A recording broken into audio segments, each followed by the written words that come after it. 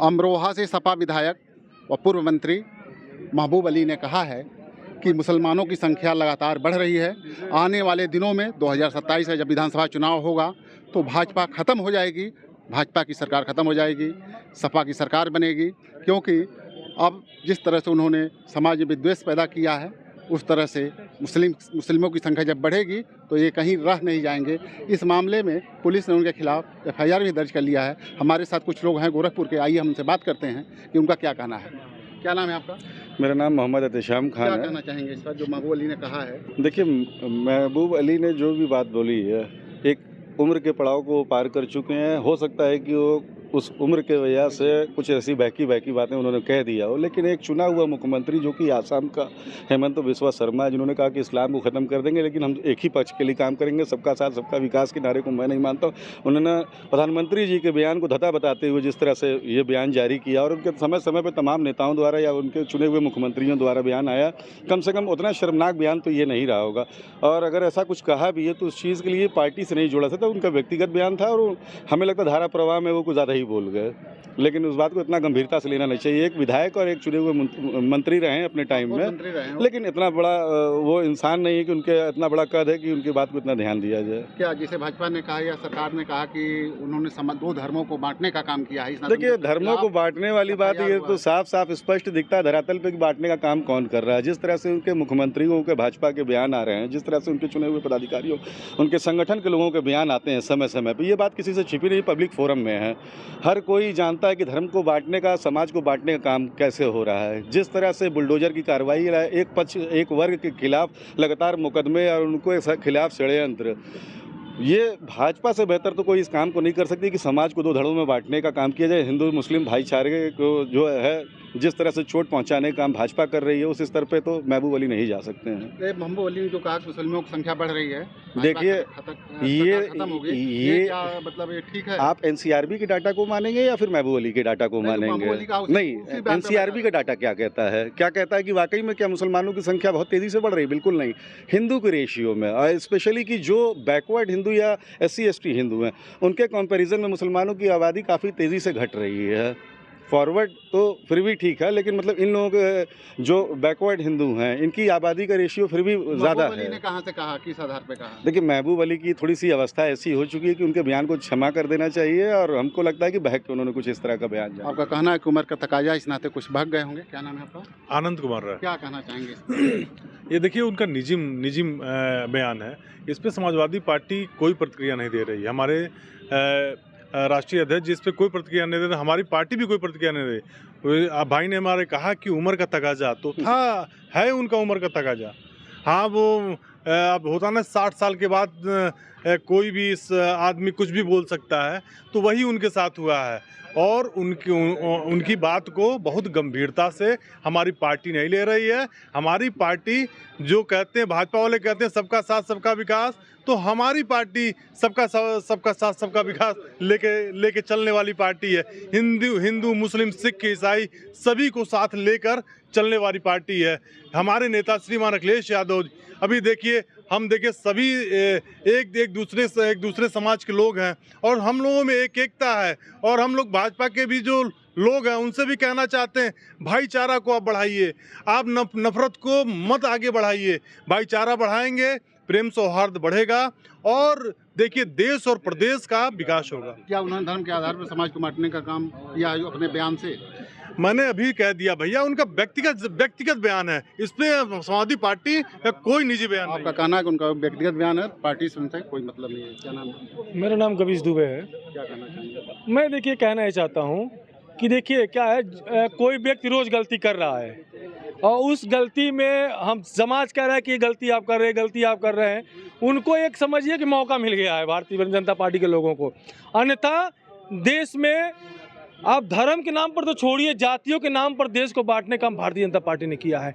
आप गांव में चले जाइए, समाज में चले जाइए, किस तरह से उनके यहाँ जो पिछड़े समाज के मंत्री लोग हैं, आपने देखा होगा उनके उप मुख्यमंत्री स्टूल पे बैठे हैं, मुख्यमंत्री कुर्सी पर बैठ रहा है, उनके संगठन के लोग कुर्सी पर बैठ रहे हैं, उप मुख्यमंत्री स्टूल पर बैठ रहा है। किस तरह से समाज का वर्गीकरण उन्होंने किया है, वो ये बयान, मैं कतई इस बयान के साथ मैं खड़ा नहीं हो सकता हूँ जो महबूब अली साहब ने कहा है, क्योंकि ये बयान इस देश का कोई नागरिक भारत का रहने वाला नागरिक इस तरह का बयान न तो दे सकता न स्वीकार कर सकता है। मैं एकदम इस बात से सहमत नहीं हूँ। हो सकता है कि उन्होंने जो बात कही हो उस बात को कहीं से बढ़ा चढ़ा के, या आजकल कंप्यूटर के और एंड्राइड के ज़माने में बातों को काट पीट के भी चढ़ा बढ़ा के दिखा दिया जाता है। तो हम इस बात से भी हमको शक हो सकता है कि उनकी बात को कहीं ना कहीं काट पीट के दिखाया गया है, क्योंकि समाजवादी जो समाजवादी है वो जातिवादी हो ही नहीं सकता, वो धार्मिक हो ही नहीं सकता है। समाजवादी जब भी होगा और हर समाज की बात करेगा, सर समाज की बात करेगा। आप देखिए, अभी आप उत्तर प्रदेश के माननीय मुख्यमंत्री जी हैं, देख लीजिए, अगर इनको जैसे मौका कहीं से माँ बस दिखा दौड़ जाते हैं, माँ दिखते दौड़ते हैं। माँ का मतलब मुसलमान। उनको क्या, देखिए लोकसभा चुनाव के 24 के चुनाव के बाद उनकी धरती सरक गई है। वो लगातार इस देश में हिंदू मुसलमान करना चाहते हैं। इसके अलावा न उनके पास कोई विकास का मुद्दा है, न शिक्षा का, न स्वास्थ्य का। महिला सुरक्षा के नाम पर आप बताइए, पूरे देश में हाहाकार मचा हुआ है, कोई उस पर बोलने वाला नहीं है। काम महबूब अली ने क्या बोल दिया, आपने इतना बड़ा उसको मसला बनाया। मैं उनके बयान को भी मानता हूं कि उसको कट और पेस्ट करके उनके बयान को चलाया जा रहा है। आपका कहना है कि समाजवादी कभी भी जातिवादी नहीं हो सकता है जी? हाँ, क्या कहना चाह रहे हैं आप? अगर धर्मों को बांटने की बात कही जाए तो अभी हालिया एक गोमती नगर की घटना हुई थी। एक भाई अपने बहन को लेकर गाड़ी से जा रहा था, उसमें बारिश के टाइम में, और उसमें 16 लोगों की गिरफ्तारी हुई। अब मुख्यमंत्री जी ने विधानसभा के पटल पे सिर्फ 2 लोगों का नाम लिया था। अब आपसे बहुत इस चीज़ को हमको डिटेल में नहीं समझाना है कि धर्म और जात में बांटने का काम कौन कर रहा है। उन्होंने सिर्फ एक यादव और एक मुसलमान का नाम लेकर बाकी 14 लोगों का नाम नहीं लिया। हालांकि वो मुख्य आरोपी बनाए गए, लेकिन वो थे भी नहीं उस घटना में, जहाँ तक मेरे जानकारी में है। आपका कहना है कि भाजपा सरकार खुद ही समाज को बांटने का काम कर रही है। क्या नाम है? शिवशंकर गौड़ नाम है क्या मेरा। कहना चाहेंगे? देखिए, भारतीय जनता पार्टी की नीति सदैव हो रही है कि कैसे देश में विस्मयता चीज़ों को लाकर बनाया जाए। साक्षी महाराज जो भारतीय जनता पार्टी के सिंबल पे चुनाव जीतते हैं, ज्योति निरंजन हैं, तमाम ऐसे एमपी हैं जिन्होंने, तमाम लोगों ने ऐसे अल्पसंख्यक समाज के बारे में, अल्पसंख्यक केवल मुसलमान नहीं है, जैन धर्म भी है, तमाम धर्म है हमारे वहाँ। और जब इस देश की आज़ादी हुई, बहुत अच्छे दिन पे आप आए हैं, कल गांधी जयंती है। इस देश को एक सूत्र में बांध के देश की आज़ादी को नया पैमाना देने का काम महात्मा गांधी जी ने किया था। लेकिन उस गांधी के नाम पर चित्र पे माला चढ़ाएंगे, लेकिन आरएसएस और संघ के लोग जो डॉक्टर अंबेडकर के संविधान को ख़त्म करना चाहते हैं, वहीं भगवा वस्त्र पहन के गांधी के फोटो पे गोलियां मारी जाती हैं। एक किस नीति की बात करते हैं?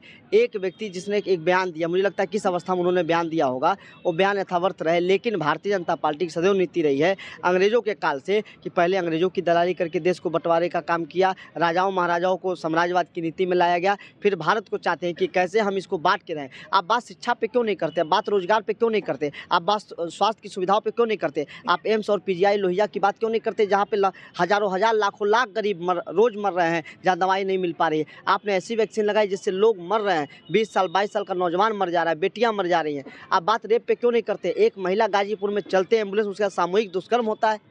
सरकार किस शासन की बात करती है? सरकार इस शासन की बात करें जहाँ शिक्षा स्वास्थ्य सरल हो, विश्वविद्यालयों की संख्या बढ़ाई जाए। आप बात करोगे और डॉक्टर अंबेडकर के संविधान का शपथ लेके कुर्सी पे बैठोगे और आप उसी आरक्षण को समाप्त करके आप चाहोगे कि एक समान नीति चलाई जाए। आप डॉक्टर संजय, खत्म हो रहा है। आपको बता रहा हूँ, डॉक्टर संजय निषाद को आप जानते होंगे, मंत्री है, जिस जाति से संबंधित है उसी जाति का विभाग उनको दिया गया। अगर राम राज की बात करते हो तो ब्राह्मण क्षत्रिय वैश्य शूद्र की जो नीति चली आई है, आप सोशियोलॉजी का सिलेबस उठा के देख लीजिए, जो जिस जाति से विधायक बन के आया, जाति के नाम पे आप उसी जाति के वर्ग को मंत्री बना दिए। आप बनाओ ना, पीडब्ल्यूडी मिनिस्टर बनाते हो, आप वित्त मंत्री बनाओ ना। आप क्यों अपने चाहते लोगों को बना रखे हो? पैसा लेने के लिए आरएसएस को कैसे फंड जाता है आप भी जानते हो, हम भी जानते हैं, मीडिया जानती है। इस बात को बहुत समझना पड़ेगा। आपका कहना है कि भाजपा खुद ही समाज को बांट करके अपना सत्ता सुरक्षित रखना कहना नहीं चाहते हैं। आप छोड़िए विधायक सांसद क्या कह रहे हैं, आप बड़े पैमाने पे आइए। आप उनके 2 मुख्यमंत्रियों के बयान देखिए। योगी आदित्यनाथ कहते हैं बटेंगे तो कटेंगे। किसको बांट रहे हो भाई? यादव हैं, उनको भी तो काट रहे हो। एक पुश्तैनी मकान जिनकी बरसों बाप दादाओं की जमा, एक किनारे से 25 लोगों का मकान गिरा दिया जाता है। अगर इस पैमाने पे गिराया जाएगा तो मुझको नहीं लगता पूरे भारत में जो ग्रामीण परिवेश में बसता है किसी के घर पे कोई कागज़ होगा। सब लोग जिनको गांव में डी की और भूदरी ज़मीन बोली जाती है उस पर लोग बसते हैं।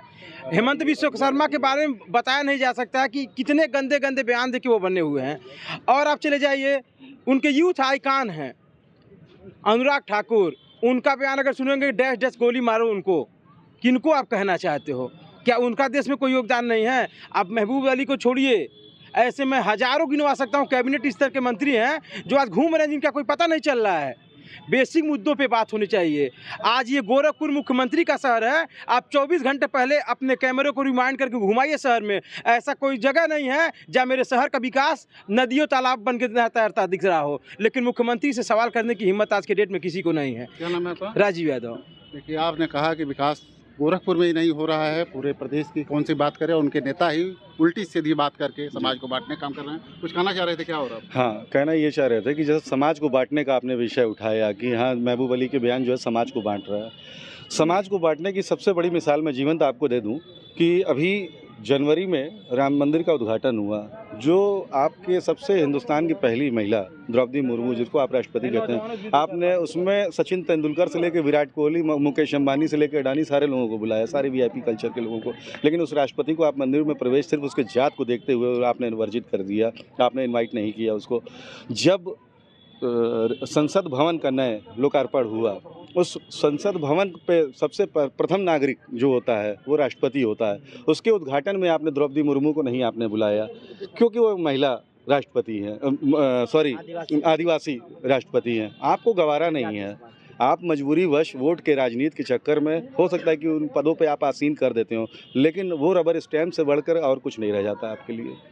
देखिए, आप लोगों का कहना है कि सपा तो समाज को जोड़ने का काम करती है, भाजपा ही समाज को बांट करके और अपनी सत्ता को सुरक्षित रखना चाहती है। उसके मंत्री, उसके मुख्यमंत्री ऐसे बयान देते हैं जिससे समाज में धर्म के आधार पर, जाति के आधार पर खाई पैदा हो। भाजपा को अपने गिरेबान में झांकना चाहिए। महबूब अली ने यदि ऐसा कहा है तो गलत किया है और उसे सपा कभी स्वीकार नहीं करती है और इस तरह की बात भी नहीं करती है। कैमरामैन मुन्ना के साथ डॉक्टर चंद्रकुमार मिश्रा, TV9 गोरखपुर।